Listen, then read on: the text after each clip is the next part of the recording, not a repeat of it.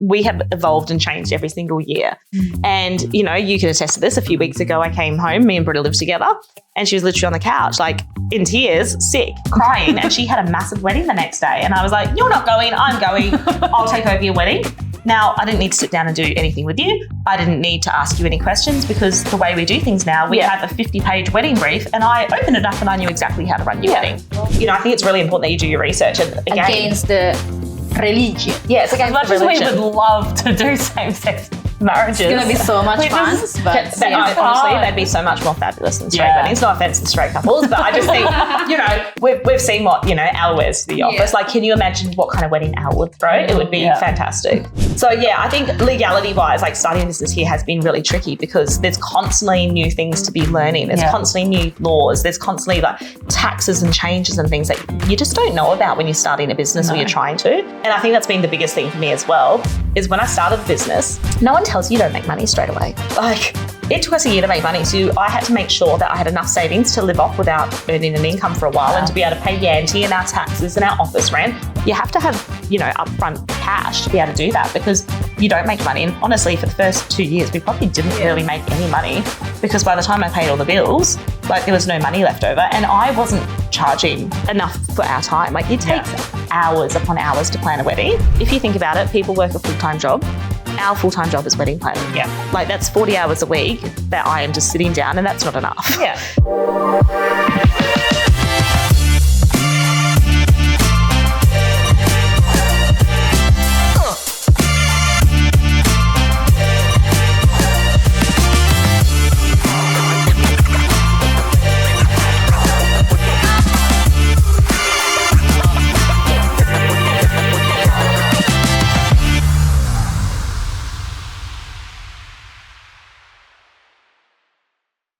Hi, I'm Tristan, owner and wedding planner here in Bali for Bali Brides Wedding and Event Planning. We are an event planning company based in Indonesia. I am Britta. I'm one of the senior wedding planners at Bali Brides and also team leader. Welcome to our podcast, Bali Weddings Unveiled. We are going to be taking you through over the next coming months all things to do with Bali weddings. The good, the bad, the beautiful, as we go behind the scenes of what it's actually like to plan a destination wedding in Bali. Yeah, we're going to be deep diving into the tips and tricks and also the behind the scenes tea because we love the tea. We love the tea. So yeah, welcome to our podcast. Welcome to our podcast. In the following episodes, we're going to be going through a variety of things from budgeting to your Bali wedding, how to pick a venue, interviews with supplier, things that have gone wrong on the day, tips and things that you need to be looking at when planning your wedding in Bali, and hopefully sharing some exciting news along the way and going into actual real life weddings. Yeah, we sometimes might be on the couch in pajamas. So thank you for joining in. We can't wait to deep dive into Bali Weddings Unveiled. Hi, and welcome to Bali Weddings Unveiled, episode 1. Super exciting. My name is Tristan. My name is Britta. We're going to be your co-hosts for this amazing new podcast. And today we're joined by one of our older staff members. Hi, I'm Yanti. And when I say oldest, I don't mean the oldest. I mean she's been with us the longest, just to make that really clear. Yeah. So I run a company called Bali Brides. We're based here in Bali, and we are going to be diving into all things Bali weddings, the good, the bad, the ugly, and the absolutely beautiful. Yep. Today, we're going to be doing a little bit of an overview about the company so that you can get to know a little bit more about us. And then in the coming episodes, we're going to give you our horror stories. We're going to tell you all the things that can go wrong and why you need a wedding planner to make things perfect for your day. So today, we're going to dive straight into episode 1. Bear with us. We are new to this. So I guess we kind of do a bit of a deep dive into you. Like, companies, Bali Brides has been around for 10 years now. Insane. Wild. Actually, 10 years next week. Yeah. Did you ever think that you would be here? Like in a podcast studio? Yeah, like everything. Look, like what's happened the last 10 years? When I started Bali Brides, there was no such thing as podcasting, so absolutely not. It's been a wild ride. Feels like still, like yesterday. It does. I still remember like day 1 in the office with Yanti. It was January. We started the company first and it took us a bit of time to get an office. How big was that office? It was 3x4, probably like as big as the back of the area. Fit for 2 days, and we have one tiny bathroom. Yeah, and literally if we wanted to have a meeting, I think Heather was one of our first meetings, Yanti'd have to leave the office or I would because we wouldn't all fit. It literally was like 3x4. So little inside a hotel in Kuta. Jesus. I can't even imagine because our office is like so big now. We've got so much in there. I know. So. We now have like a 2-story office that's like 5 acres of land, upstairs, downstairs, big parking warehouse. space. Yeah, it's wild because literally our first office would have fit into that stationary corner. Oh my God. So how'd you get into it? Look, it's a bit of a weird story. So I have a background in events. I went to hospitality school when I was younger. So I got my advanced diploma in hospitality management. I actually left school halfway through year 11. Basically, I grew up in New Zealand, right? And in New Zealand, you start school when you're 5. In Australia, you start school when you're 6. Yeah. And I was very advanced. So when I was in New Zealand, I'd actually skipped ahead 2 years and I'd started high school. And then one day I came home and my mum was like, we're moving to Australia. And I was like, okay. And then I got to Australia and, of course, I had to go back to my age level. So I actually went backwards 2 years, if that makes sense. And I went back to primary school, whereas in New Zealand, I'd already started high school. So by the time I got to year 11, I was so antsy. My friends in New Zealand were graduating. I was like, I don't want to do this anymore.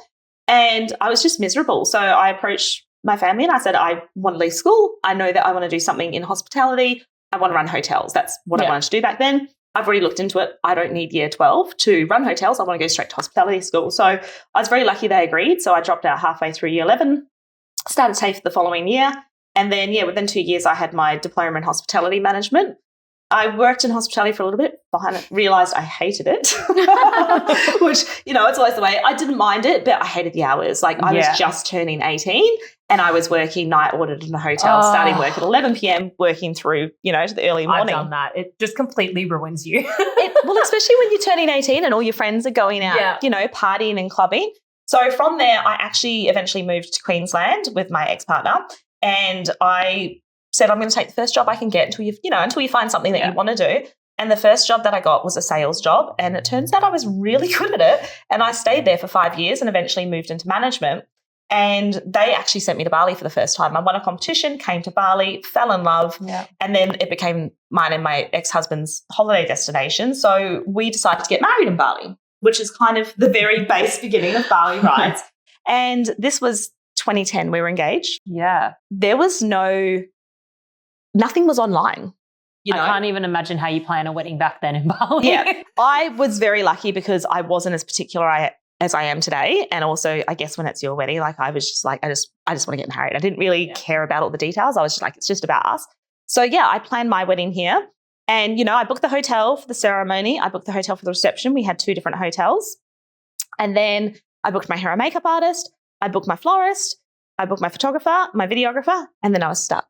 Where do I get lighting from? Where do I get sound from? Like I had no idea. And I guess back then we didn't have many options for the wedding planning company. Well, there was a lot, right? So I actually emailed, I want to say 4 companies. And Yanti, you've been in weddings longer than I have in Bali. The answers I got back were like 12 pages long. And I was I'd already planned a lot. So I was like, where do I get this? Where do I get that? Can you help me with this? And I was getting a 15-page document back of this is how we plan a wedding and these are the venues. And I was like, but I didn't ask for that information. Like I have very specific questions. So I kind of gave up. And then eventually I actually found an Australian lady online and I approached her and she was the only person that gave me a personal answer and answered my questions. And I think I paid the deposit that next day. I was like, this is what I was looking for.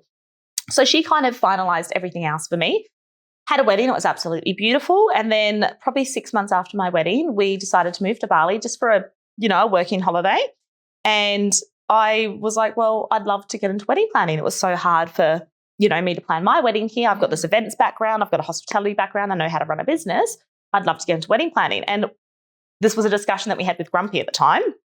And Grumpy then became my business partner later on.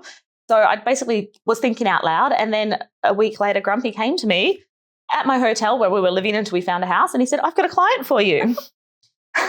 I was like, so who was Grumpy? So Grumpy was my driver. You have that Bali driver that, you've had for years and you love and they take you on tours. Grumpy was my driver. He was the first person I met here. So when I moved here, he was giving us a lot of help. Yeah. He was just fantastic. He actually worked at the hotel we were staying at as well. So he came to me and said, I've got a client for you. And I didn't know what he was talking about. I was like, what do you mean? And he's like, you said you wanted to do wedding planning. I've got you a client. You've got a meeting tomorrow. And I'm like, are you like, I don't have the work permits. I don't have. Well, I don't even know. Like, I'm in a foreign country. Even have staff. No. Like, I'm in a foreign country. I was 25 years old, roughly. How old am I now? Maybe I was a bit older.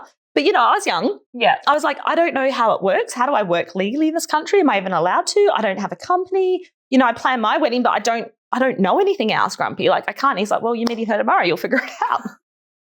Typical Balinese, Hilarious. So I went home that night, did a lot of research, and I was like, right, I think I know enough. Like, I'd planned my wedding here, or so I thought I knew enough. And I took the meeting the next day, and she loved me, and she was like, yep, I'm happy to pay a deposit. And I was like, I don't even know what to charge. So I literally just made up a price, and it was like $1,000. I think it was 10 million back then, which, to be fair, back then went a lot further. And she's like, happy to pay a deposit. I was like, right, give me a bit of time. So then I think within a week, me and Grumpy were off meeting with visa agents and someone to help us set up the company, going through all that paperwork. So it probably took, I want to say probably took about 6 months to get all the paperwork in line. And the paperwork officially came through on the 13th of November, which is, why Bali Brides' birthday is the 13th of November. And then that wedding happened, in January. So that's kind of how the company was born. And then by December, I was like, I don't know what I'm doing. Put up an ad on Facebook and said I need a wedding assistant, and that's kind of where Yanti came into the picture. I still remember Bali Expat Facebook page. Was that where I was? God, yes. Oh my God. You wait till you hear this though. So I advertised because I needed an assistant. Like, I'd figured out a lot of things, but same kind of thing. I didn't know where to get lighting. I didn't know where to get sound. I couldn't speak the language. So I was like, I need someone to help me. Yanti replied to my ad, and I'll never forget, I was sitting at Bali VIP. That's where we did the interview. And Yanti walked in, and because I was so nervous, because I was like, oh my gosh, like, I felt like a fraud, it's literally your first ever time interviewing someone. So I felt like a fraud, and I was sitting, so my husband had come with me, and we're sitting at Bali VIP. He's like, I'll sit over here in case you need me. I was like, great. Yanti walked in and went straight to my husband's table and sat in front of him. Because I thought Tristan was a male.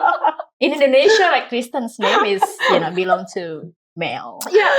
So, Yanti went to him first, and then he obviously pointed her to me, and I sat down and loved Yanti, and Yanti started the next month. So it was just the two of us. Part-time for 1.5 months, I think. Yeah, it was part-time, and you know what? I feel really bad because I'll never forget, it was our first day in the office. So we also found an office. Yeah. It was so big.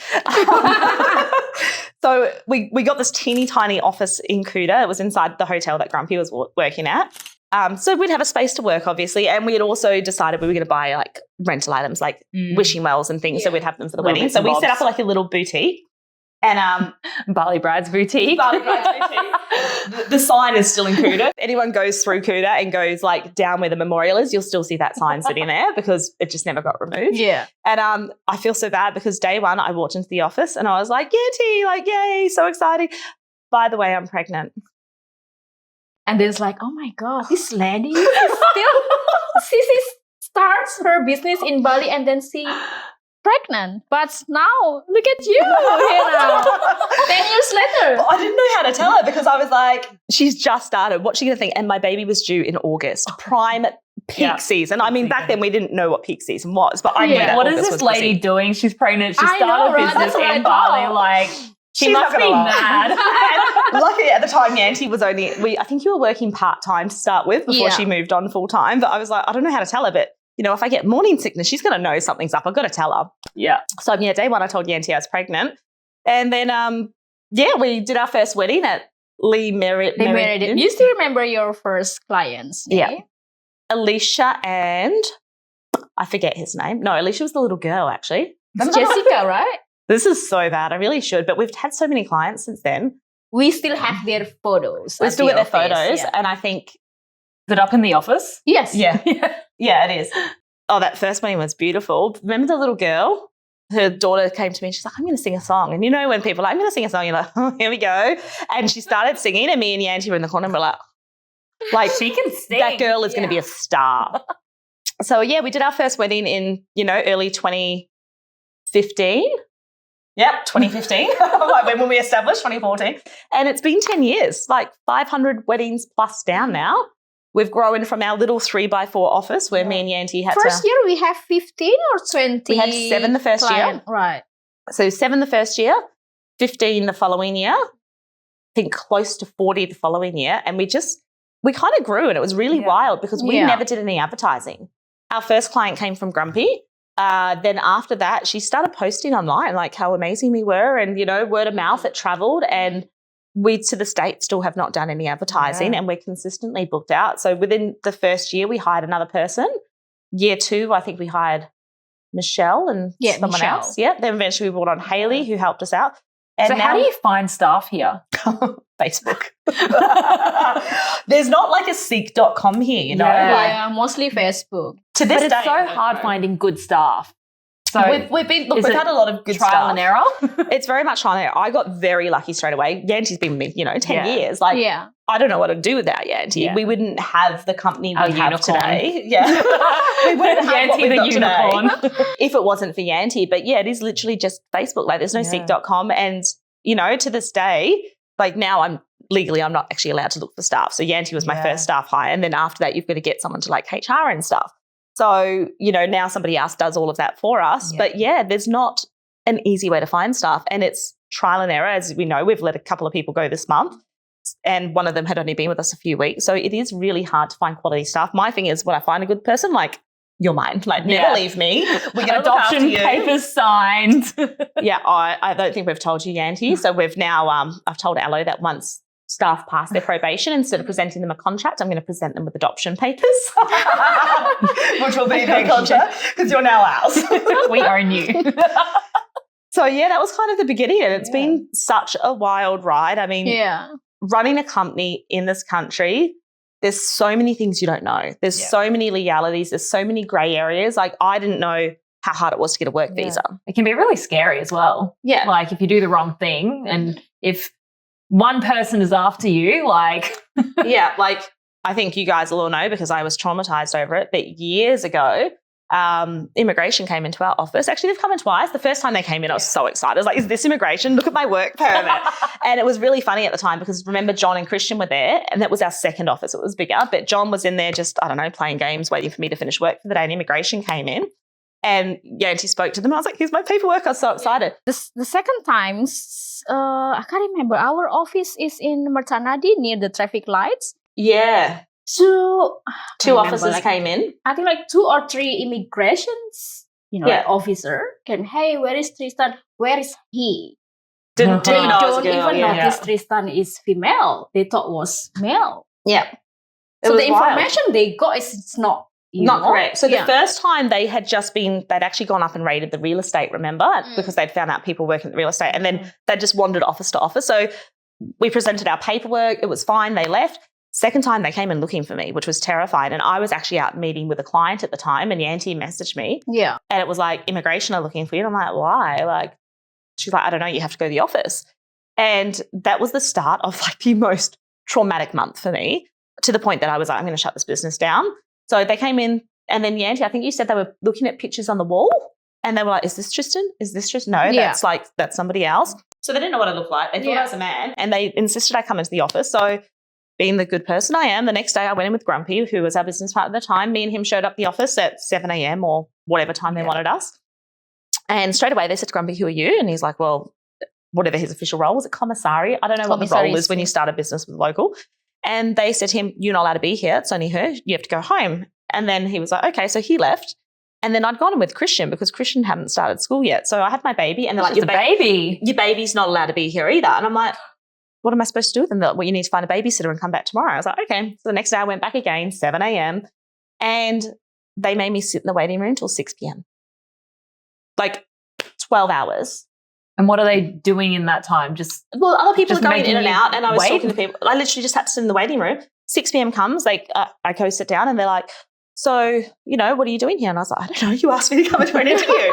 And the communication, their English wasn't great. My Indonesian wasn't great at the time. And basically the moral of the story is someone had reported me for working illegally outside of my work permit, and immigration had these photos of me, like, someone has reported that you're working illegally. I'm like, I have a work visa. Like, what do you mean? And they basically had photos of me holding a microphone from a wedding, and they were saying, we've heard like you've been a celebrant, you've been an MC. And I was like, no, I'm not. And they're like, well, what's this photo? I was like, I'm holding the microphone. And I like full freaked out. Yeah. Now, I'm not joking when I tell you, they let me go home at 9 o'clock that night and asked me to be back at 7 a.m. the next day. 6 p.m. the next night, they interviewed me, and that happened for a full week. Every day, 7 a.m. in the office, that's 6 p.m. they interview me. God. And at night when I was leaving, they basically said to me, yeah, someone's reported you, someone wants you gone. And by the very end of it, I can't remember what happened, but I complained to my agent. It went to a lawyer and I was like, what is going on? They've taken my passport off me. Am I going to be deported? Am I doing the wrong thing? Like, I've got a work permit. Like, I don't understand what's happening here. And I'll never forget the last day I officially went in.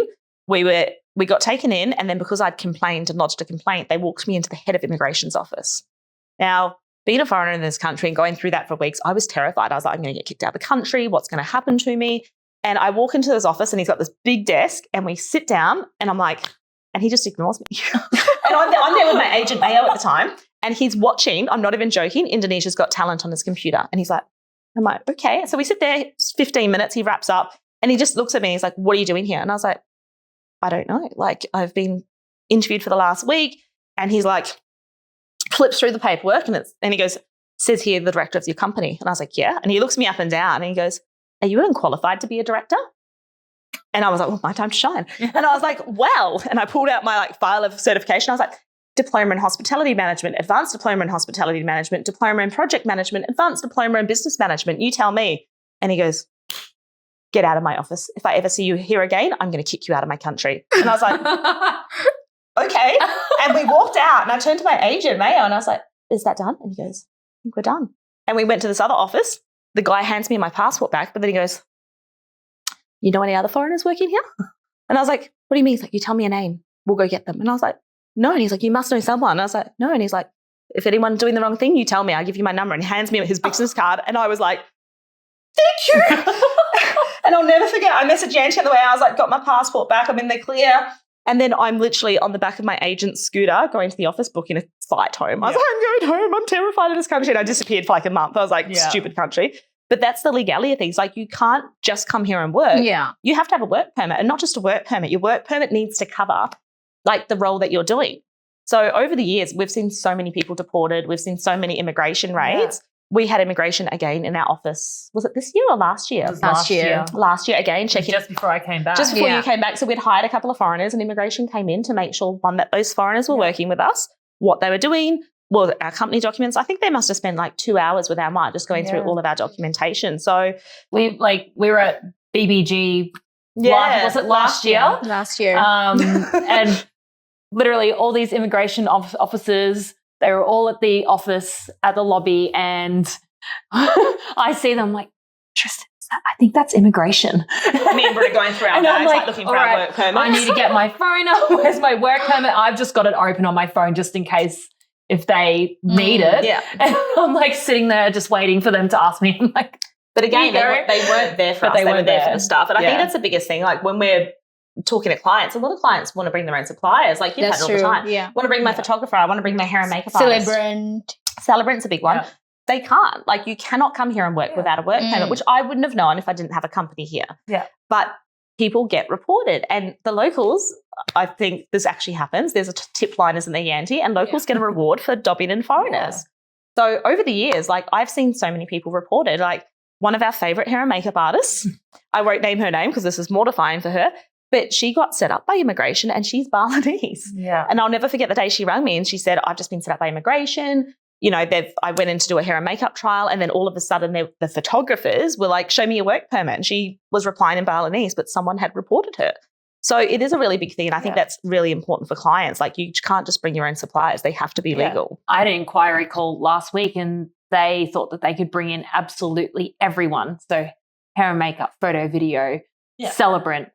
And I was like, well, why do you want to get married in Bali? I know. We have so many amazing so many options. Yeah. It just blows my mind, the amount of people that don't do any research as well. Yeah. And again, for us as a wedding planning company, again, I wouldn't have known these rules without Yanti. We had legality-wise, we had another wedding. We're doing the planning, and then halfway through, I'm like, oh, it's a gay couple. And Yanti's like, you can't do it, Tristan. Oh, what do you mean I can't do it? Of course I can. She's like, no, legally you cannot do it. You'll get in trouble. You could lose your business license. You could be deported. It's not illegal, but it's against a lot of the local laws here, same-sex marriage. And I didn't know that. So, I think it's really important that you do your research. And again, against the religion. Yeah, it's against the religion. As much as we would love to do same-sex marriages. It's going to be so much fun. Honestly, they'd be so much more fabulous than straight weddings. No offense to straight couples, but I just think, we've seen what, Al wears to the office. Can you imagine what kind of wedding Al would throw? It would be fantastic. So, yeah, I think legality-wise, like starting a business here has been really tricky because there's constantly new things to be learning. There's constantly new laws. There's constantly like taxes and changes and things that you just don't know about when you're starting a business or you're trying to.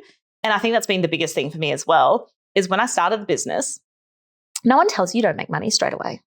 Like it took us a year to make money. So I had to make sure that I had enough savings to live off without earning an income for a while and to be able to pay Yanti and our taxes and our office rent. You have to have, upfront cash to be able to do that because you don't make money. And honestly, for the first 2 years, we probably didn't really make any money because by the time I paid all the bills, like there was no money left over and I wasn't charging enough for our time. Like it takes hours upon hours to plan a wedding.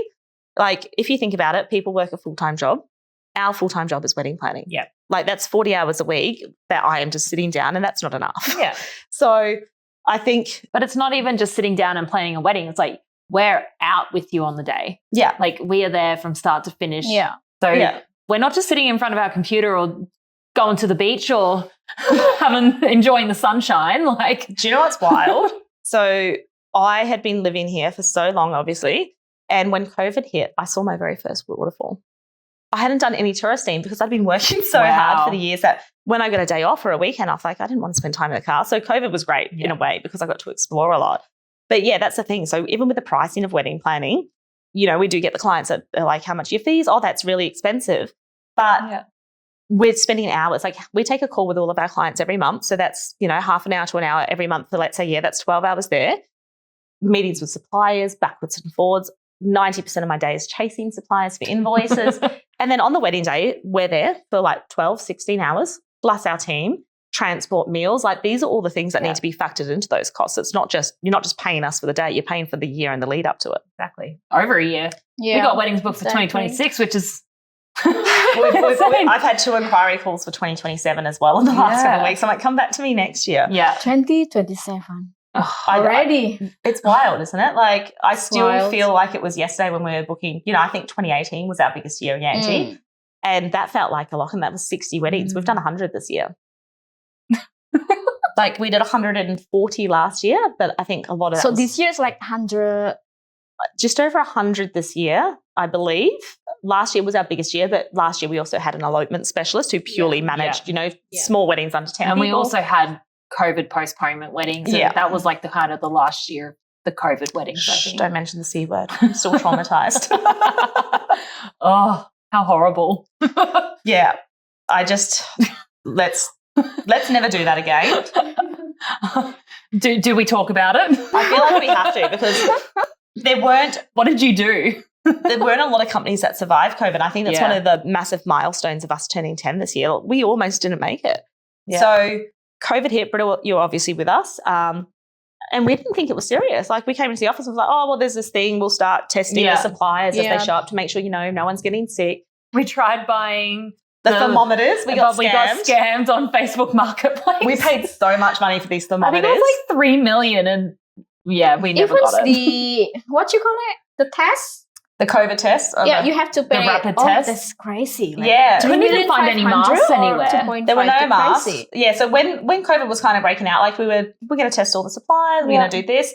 And I will never forget, we were at a wedding at Shalima and the news broke that they were locking down Australia. Yeah. And everyone had to come home. And then we were like, this is serious, And it happened in the speech. The groom basically said, thank you everyone for coming and thank you to COVID for giving us an extra 2 weeks when we get home because they had to go straight into isolation when they got home.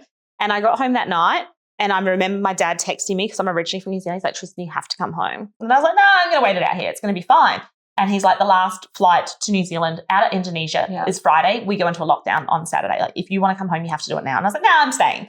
And I was so adamant. I even came into the office and I think Yanti was the first to say to me, like, I'll go to half salary. This is going to be bad. I was like, no, Yanti, it's going to be fine. Like I was so adamant it was fine. 2 more days go past and we're like, oh, it's getting serious. Yeah.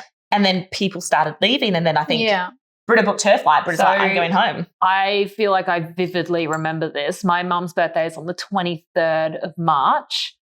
I booked my flight because my whole family was like, you have to come home now. Like they weren't taking no for an answer. Like the Western news coverage was next level. Like, we didn't really see a lot of it here. Yeah. So literally it was the 22nd of March, booked my flight. Okay, flight's in 2 days. I went home on the 24th. As soon as I booked my flight, Tristan was like, well, everyone else is leaving. You're leaving. So I'm going to book my flight out of here as well. Yeah. Because it was like everyone was going. Yeah, everyone was leaving. And that was my biggest thing. Like I wasn't scared of COVID, Yeah. which in hindsight, maybe I should have been. Being alone. I was scared of being trapped here with no friends, no family. Bali got locked down and I was going to be in isolation with my son. And by then, me and my ex-husband had divorced. Yeah. So I was here all alone with my child who We thought it was going to be 3 months. We thought it was going to be 3 months. So literally the next day, you booked your flight at night. The next day, I looked online and the last flight out of New Zealand was that evening. It was. And I was like, no, I'm not going to do it. It's too soon. It doesn't give me enough notice. I'm literally sitting in the office and then clients are emailing and they're postponing and they're cancelling their wedding. And I was like, I'm going. And I got online, booked my flight and rang my dad and I was like, I'm coming home. Yeah. I'm landing in the morning. And he was like, okay, great. I'll pick you up. And we said goodbye. I said, see you in 3 months. I said to the staff, I'll be back in 3 months. Don't worry. Like this will pass. And it ended up being 3 years for us. Well, 3 years for you. I went to New Zealand in March. I remember by about June, July, I started to panic because I was like, oh my gosh, this is going for a long time. I was really lucky in New Zealand, actually. We only had a small thing. But then, the savings started going because I was still paying all of the local staff in full for the first few months. And I was like, we're running out of money. We're not getting any money. The clients are cancelling. We're in trouble here. And, of course, we had postponement. So all these people for next year, I'm like, if we don't have money, how do I pay the staff? Yeah. Like, what am I going to do? Because their wedding still needs to go ahead. But if I let the staff go, there's no guarantee they'll come back to me after COVID. So I think it was around August. So I'd been gone for 4 or 5 months now. And my son's 5th birthday was coming up. And I was like, babe, what do you want for your birthday? 5, big number. Do you want a party? What do you want to do? And he goes, I want to go home. And my little heart was like, he doesn't see New Zealand as home. And I was like, okay, we'll go home. Yeah. And I was like, I probably need to anyway because, if I don't go home, we're not going to have a company to go back to. And what do? We've got all these clients for next year. And I think we'd had about 40 postponements. So it wasn't just 1 or 2 weddings. There were 40 clients waiting for their wedding to happen. So I got onto the phone and I actually rung a friend who was running a telemarketing. Well, he was running a solar company that did telemarketing. And I was like, I want to telemarket. I'm good at it. I need to make money to pay my staff. And he was like, okay, great. So I flew home and I started telemarketing. Within 2 months, I was running a call center in the Philippines for the same company. I'd trained them and, done it. So I was doing that, 9 to 5 in the office and then 5 to 10, I was working on Bali Brides and making sure that was okay. And that's how we stayed afloat during COVID. I worked full time and then, the staff did go to half wages, but I used my money from working that job to continue to pay everyone so that we'd survive. It was such a crazy time. Yeah. But I couldn't. It's big change. Yeah. And you know what I'm like by then Yanti was family. It wasn't just a staff member. I was like, if I let Yanti go, she won't get other work. There's no work at the moment. So I will do everything in my power to keep Yanti, to keep Mita, to keep Feli, who was working with us at the time. I worked my ass off to keep things running. Yeah. And then the borders opened and bang, we were back. 2023 is our busiest years ever. So when did we reopen? I think the borders opened in January of, was it 2022? 2022. And so we did a handful of weddings that year because obviously Australia wasn't quite open yet. People were slowly trickling back, but then it was even, I think WA, they were still, when you fly back into Australia, you still had to go into quarantine. Yeah, so Australia opened up very slowly. Yeah. So, as the countries open up, we basically said to the clients, look, we need to recover from COVID. We've had no money for 2 years. Yeah. My savings was depleted. I've only just broken even after COVID. Yeah. Our suppliers don't have any money either. If you want to get married, you need to do it in the next 12 months. So that gives them opportunity to take new bookings for next year and actually make money. Notice went out. We did all of our postponements and last year was our last few postponements. So 2023 was huge for us. It was our biggest year to date. We had to expand so fast with staff because the demand was just bigger than ever as well. Yeah. Crazy. I think it was just the most craziest part was, I don't even know. I think we were talking about it. We were chatting about Bali. How's it going? How's Brisbane going? And then it was my birthday, 2022. It's you have mail. Yeah. Because we hadn't seen each other in 3 years. So it was 3 years? I said 3 years. Foreigners home, remember? So Britta went home and then I said to Hayley, look, all the foreign staff have to go. You can go home. You can get Centrelink. The local staff don't have Centrelink. There were no benefits for the locals here during COVID. So it was the Westerners can go home. They'll find work. They'll be okay. Let's look after the local team. So Britta went home after, I think, 6 months. It was sorry, Britta, we won't have work for you to come back to. You best find something to do in Australia. Yeah. And then a year later, I was like, change my mind, need you back. Oh, even I was on the phones during COVID. Telemarketing. So I got Britta a job at my old workplace from Brisbane. I literally messaged them and was like, hey, I've got someone coming in. Can you give her a job? Oh my God. Within the year, I was like, I don't like this anymore. I taught Yanti and the girls how to telemarket to try and get them a bit of money. They hated it. Yeah. I think I was like going up in the lift, like crying. I was like, this isn't what I'm meant to be doing. Like, wow, you had to do it. Be very tough to do telemarketing, getting hung up on all day, getting yelled at. Like, I think that's why I'm so good at the sales side of the wedding planning, because I'm just so used to like. Some people never ever call me again. Remove my number from How your did list. you get my phone number? Yeah. It's from our list. I'm sorry. Where's the list? I don't know. There's lots of programs. We even got the hair and makeup artist Rani in for a bit of telemarketing. I know. She lasted a few hours. She's like, it's not for me. I remember when you were training the staff, you were like, can you just like be pretend, just be a fake telemarketer? I was like, okay. I think Mita or Yanti called and I'm like going along with it. Yeah. Trying not to laugh on the other side. It was just, for me, that was like a job that I knew was easy. It's easy enough to train people up if they've got the thick skin for it, but being abused is not for everyone. Some people are assholes. Oh, poor thing. I know. So that was like kind of how we got through COVID. Yeah. And then honestly, like, it's really wild because how we used to do things when we started, like Yanti, to be able to test this, you should have seen our first run sheets. It was literally, our invoicing was done on an Excel spreadsheet. Here's your bill. The run sheets were also done on an Excel spreadsheet. There was no like, we are so detailed today. Oh, yeah. Like, honestly. There is no information for the hair makeup style, the decor style. We just knew in our brains what it was. Yeah. Like, we just had it memorized. And honestly, like, if, I'd fallen sick or something and Yanti had to take over a wedding, it would have been okay because it was just the two of us. But if we had another staff member and me and Yanti couldn't make it, like that wedding was screwed. Yeah. So I think for us as well, like we have evolved so much over the years. Like our systems now that we're using, they cost a lot of money. Yeah. But your wedding is 1,000% protected. And, again, that's what you're paying for. Yeah. Yeah. And this is the thing that's happened over the years. Like I'm always reading books about business, how to develop, researching other wedding planners, how do they do things. Like we have evolved and changed every single year.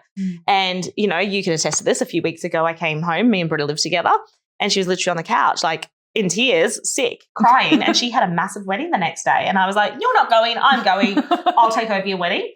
Now, I didn't need to sit down and do anything with you. I didn't need to ask you any questions because the way we do things now, we have a 50-page wedding brief and I opened it up and I knew exactly how to run your wedding. All the information we need for the days. 5 years ago, that wouldn't have happened. It would have been like, well, Britta, you need to tough it up because you got a wedding tomorrow, like tough. And I think that's one of the things that really sets us apart is doesn't matter what happens to me, you, Yanti, like any person in our business could take over a wedding with no issues whatsoever because we're so detailed. And there will always be little questions here and there. It's like, what's happening there? But thankfully, we were all healthy enough. I'm on WhatsApp and one of our other staff members can answer questions as well.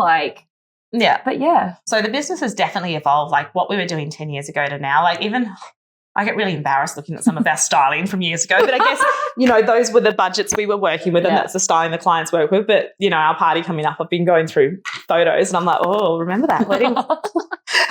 Like there's some weddings that you look at and I'm sure like the bride and groom thing, they were absolutely beautiful, but looking at some of the weddings we've done now, I was like, oh, those were so basic, or that wedding was so 2015. Even the colours and stuff. We had a full year of white and green. Just white and green, everything. That was 2018, I feel. No, that was 2019. Was it? I feel. Yeah, very white. White and greens. It's beautiful, but it's beautiful, but you get bored of it. It's not ugly, but when you're doing the same wedding time after time, you're like, again, white and green. And you just like, I'm very visual now. Like these flowers are absolutely beautiful. These came from one of our florists we've been using a lot this year, Marry Me in Bali. Like I love this pops of colour and this is very big this year and I love it now, but give me 6 months and I do that at, another 20 weddings, I'll be bored of it. Yeah. So the trends are constantly changing and the thing is that all brides seem to want the same thing. Like this year, that cake. Oh, the the cake. Heart. Yeah. Everyone wants this like very old school. It's either a love heart shape or round, and it says just married. Yeah. We've had a lot of heart cakes and we've had a lot of champagne towels this year. It's been like the biggest trends. What do you reckon the biggest trends were post-COVID? Oh, actually, I know what it was. The welcome sign. You know, it was like 365 days later, or we've waited 18 months for this. Like, that was very big post-COVID because everyone was kind of... Everyone postponed their weddings. It's like, we've waited such a long time. Yeah. Party accordingly. Do you know what was wild about the postponements, actually? And this, again, has shaped the way we're planning things now. So COVID hit March. Now, our peak season starts realistically April through to October. That's our busy season. So when all these clients started postponing and cancelling, all of the wedding planning was done. Right? Like, I had March weddings and April weddings, planning completely done. We'd only charged 50% of our planning fee and 90% of the work was done apart from us showing up on the day, and then they cancelled. Like, we lost so much money. Yeah. Because all the work was done, you know? And then even the suppliers, like, weddings cancelled, they've only been paid up to 50%. So we actually changed the way that we collect our payment now. We do 50% at the start, 30% when we start on the styling, because that's like the biggest aspect, and finishing off the run sheet, and then the final 20% just before the day, just so, you know, if a postponement or cancellation does happen, we're still covered for the amount of work that we've put in. Because even though the wedding day is a really long day for us, it's not the biggest part of the job. The biggest part of the job is the admin and it's the whole lead up to it. Yeah. The wedding day is easy. Wedding day is easy. Sometimes. It's stressful. Stressful. A super long day. Super long Long day. Yeah. In the sun. Yeah. It's so hot. I think that, you know, that's what a lot of people, when they come and they work with us, they're like, yay, wedding, so much fun and excitement. And at the moment, we've got staff landing because we're throwing a big anniversary party next week for our 10 years. And we've got staff that work remotely that are flying in, and they're not allowed to work here, but they've been coming and observing the weddings and just watching what we do. And Alyssa said to me the other day after the BBG wedding, she's like, I don't know how you do 2 of these in a row. And she wasn't even on a big one. We got to the venue at 12, so we left the office. I think she got picked up at 9:30 a.m. because it was quite far away. We finished at 12:22 by the time I looked at the clock, and we'd sent, you know, the last lot of people home. We got home at 1:30, and she's like, how do you do this back to back? And I was like, oh, yeah, I'm dead. Like, I got into the office yesterday, and I think I was at my computer for like an hour. I was like, I'm going home to nap. Yeah. It was August and September. I had 3 weddings in 4 days, and I was just completely shattered. And for my September one, I was sick. By the end of those 4 days, I had no voice left. Yeah, I remember. I said to Yanti, I was like, Yanti, I need to go home.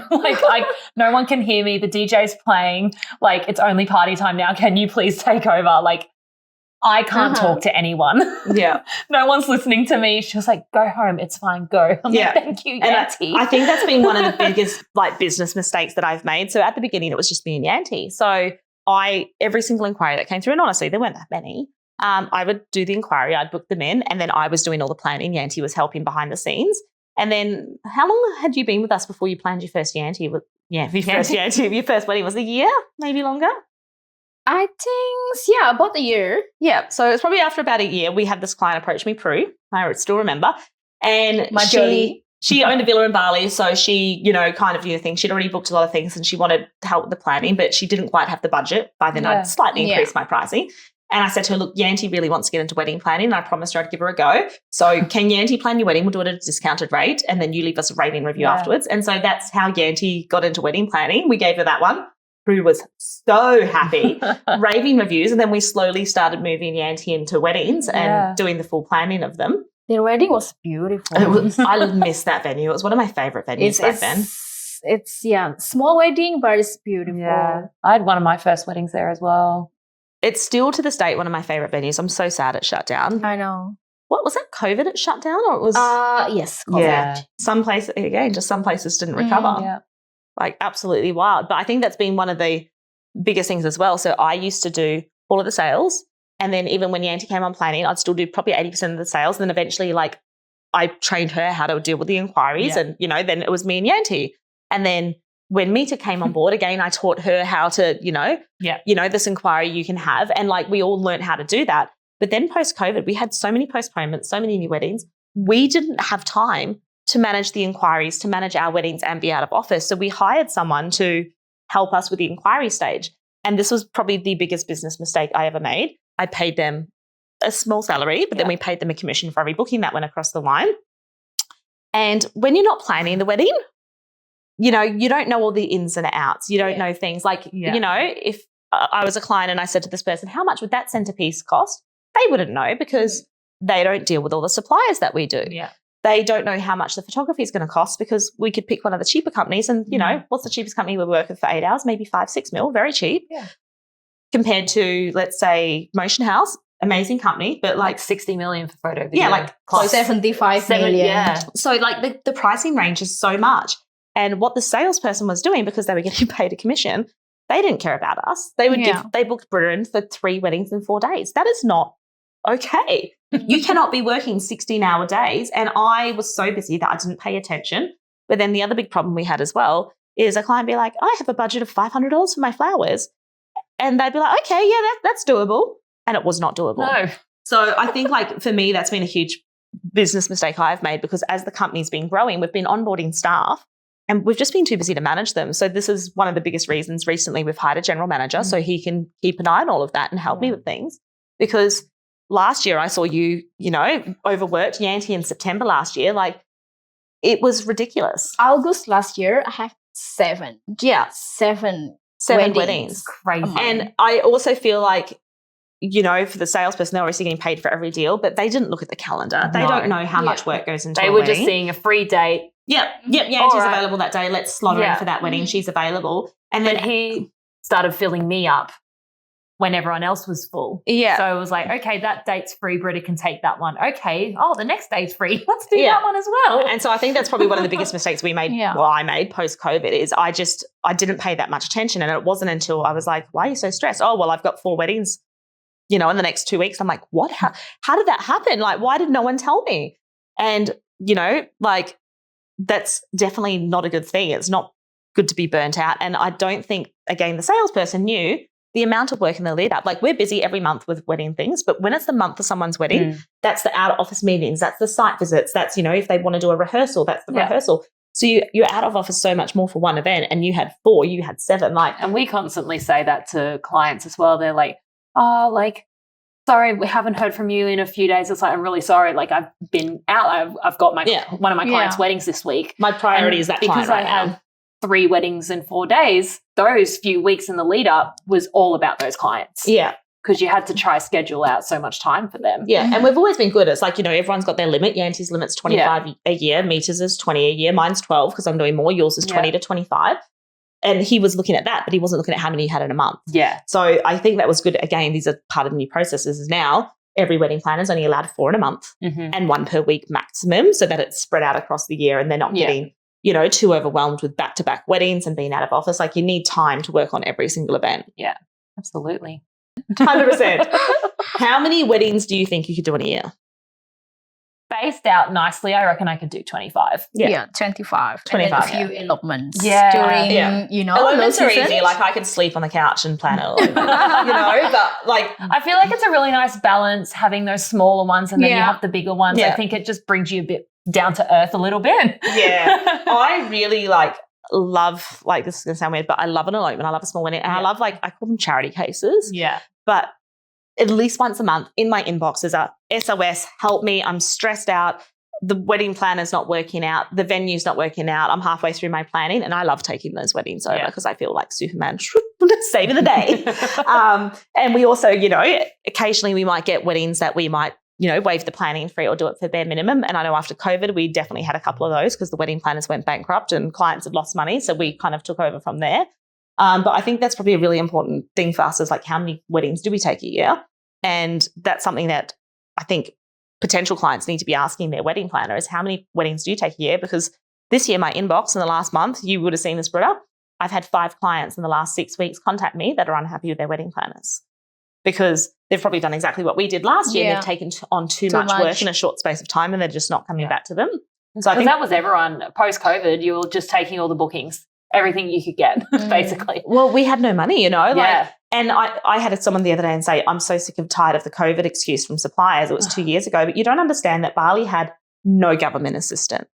You know, like Bali was dead. There was no one on the street when even a few days before I left, it was a ghost town.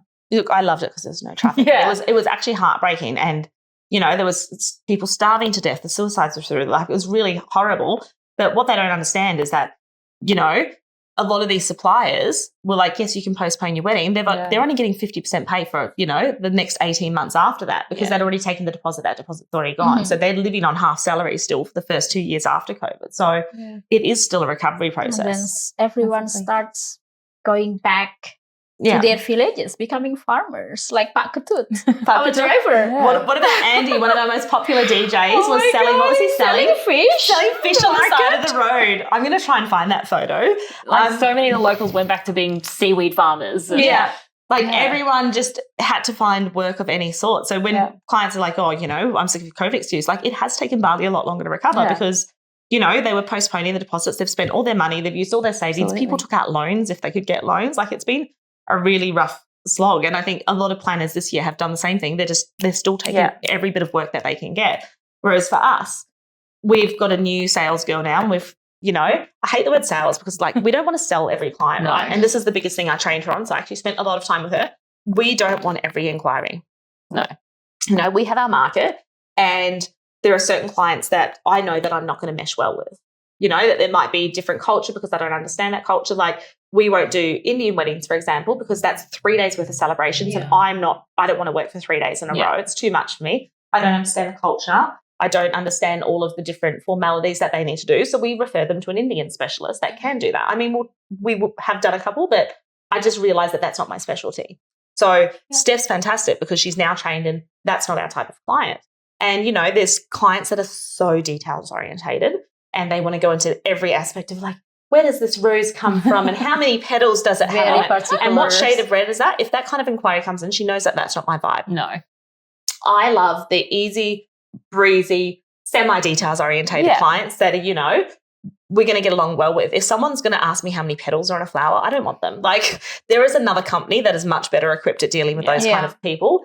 And that kind of wedding, for our fee that we're now charging, our fee's not big enough for 500 questions, So I think we aren't florists.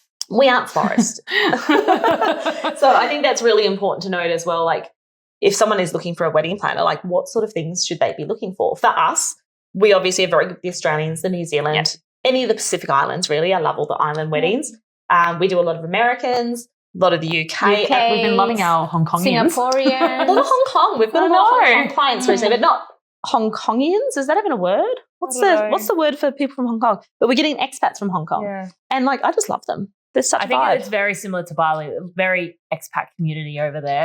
Yeah. So like when talking to a wedding planner, I think one of the biggest things to note, and sometimes people are like, oh, I'm so sorry we're not going with you as a planner, or why should we pick you? And I'm like, it's not why you should pick us. We're amazing. Our systems are fantastic. We have a massive team. The way we do things is so organised. Like our team generally love weddings. I don't know if there's any of us that haven't cried as a bride's walk down the aisle. I'm going to miss you. But, they also need to understand that not every wedding planner is going to be a fit for them and not every client is going to be a fit for us. And we have, Steph's been very good along the way. Like, I don't think anyone in the team is going to be the right fit for you, but I think this company is going to be great. Yeah. And I think that's the really good thing with our sales girl now is she doesn't try and fill up our dates. She generally looks after the person and, we're out of budget for you. Or, I think Soiree Society, one of our friends who's very details orientated, they'd be great at telling you how many petals are on that rose. So I think those are some really good things to be on the lookout for as well. Yeah. Cool. So long story short, 10 years of Bali Brides, 500 weddings later, we're about to turn 10. Are there any other things you want to know, Britta? I think over the next, God, how long are we doing this for? The episodes. We're gonna podcast until everyone is sick of us podcasting. I think there's always going to be things to talk about. I just can't wait to get on one of these couches in our tracksuits and jumpers and whatever after a wedding and just lie there. If anyone is watching this on YouTube rather than listening on Spotify or wherever you do, don't expect us to look this nice every episode because when we hit wedding season, like we're little zombies. We are like the Walking Dead. Actually, next wedding season won't be so bad because again, we don't have the back-to-backs. Like Steph's really looked after us last year. So we've only got, the fallback of the few weddings that were booked back-to-back from the old salesperson. But Steph looking after us, making sure we've only got one a week and we've got some time to breathe next year. But this, I don't know how long this we don't always look like this. Unfortunately. Unfortunately. We don't have Fikri or Rani just on standby in the mornings. No, absolutely. Well, we didn't have our hair and makeup done today. No. So, that's the thing. So just to wrap up, I do just want to make a quick mention because we have got some amazing suppliers that we work with and have worked for a very long time. So first of all, we've got these beautiful pillows behind us. These are from Bali Saver. Yep. Oops, I've dropped my microphone. Am I in trouble for that? Okay, great. We're not in trouble. We're good. See, pillows are very good for hitting each other with.